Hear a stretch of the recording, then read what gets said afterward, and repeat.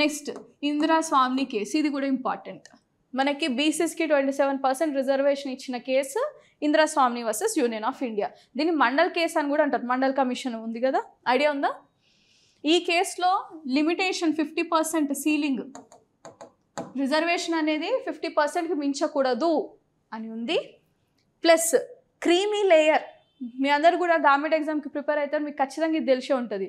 బీసీస్కి creamy layer, non creamy layer certificate తెచ్చుకోండి అంటారు. అంటే ఏంటిది creamy layer, non creamy layer అంటే పేరెంట్స్ కానీ అంటే వాళ్ళ ఇన్కమ్ లెవెల్ కానీ వాళ్ళు హయ్యర్ పోస్ట్లో ఉన్నారనుకోండి, అంటే బేసిక్గా ఏంటంటే బీసీస్కి మనకి రిజర్వేషన్ బెనిఫిట్స్ ఉంటాయి. కాకపోతే ఇందులో కూడా బాగా ఉన్న వాళ్ళు, పెద్ద పొజిషన్లో పెద్ద జాబ్లు ఉన్న వాళ్ళకి ఈ బెనిఫిట్స్ వర్తించకుండా అలాగో క్రీమీ లేయర్ అనేది ఒక చిన్న లైన్ గీశారు.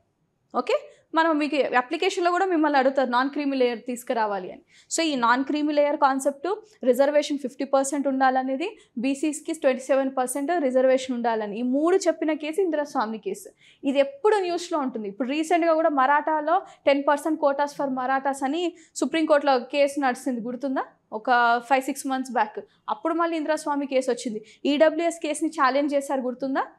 ఈడబ్ల్యూఎస్ రిజర్వేషన్ని ఆ ఛాలెంజ్ చేసినప్పుడు కూడా ఇందిరా స్వామి కేసు. ఆబ్వియస్గా చెప్తున్నా, ఇందిరా స్వామి కేసు ఒక సంవత్సరంలో ఏదో రకంగా న్యూస్లో ఉంటుంది. సో ఇది గుర్తుపెట్టుకోండి. Indira Sawhney case 50% ceiling limit, also known as Mandal case, 27% reservation ఇచ్చారు. క్రీమీ లేయర్ కూడా అందులోనే ఇవ్వడం జరిగింది.